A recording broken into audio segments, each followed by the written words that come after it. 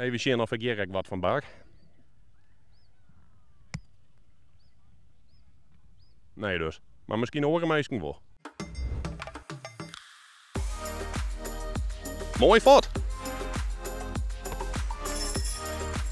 Maar ja.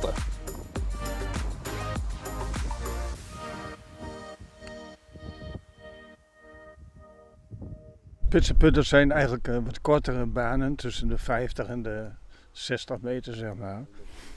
En ja, het is wel mooi, ze zijn wel mooi aangelegd, wel interessant om te spelen, maar ik golf niet zoveel. Dus ik ben wat minder ervaren. Maar ik woon hier vlak in de buurt, althans in de zomer.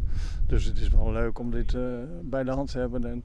En met goed weer en dan zijn het leuke vakantieperikelen, zeg maar. En nu zijn jullie hier met z'n drieën. Is het dan dat je meer tegen je eigen score speelt om te verbeteren? Of hebben jullie toch ook wel een beetje onderlinge strijd om elkaar te verslaan?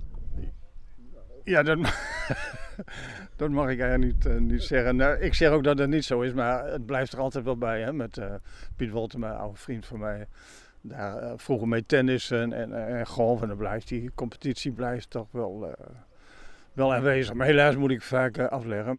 Jullie zijn nu een paar holes bezig. Hoe gaat het tot nu toe? Ja, wij hebben ingetekend voor 18 holes. We beginnen nu met de 10e, meen ik. Ja, op de 10e hebben we afgeslagen.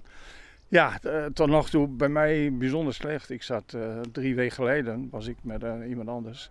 Nou, toen merkte ik zelfs een birdie. Hè, dan sla je 1 beneden de par.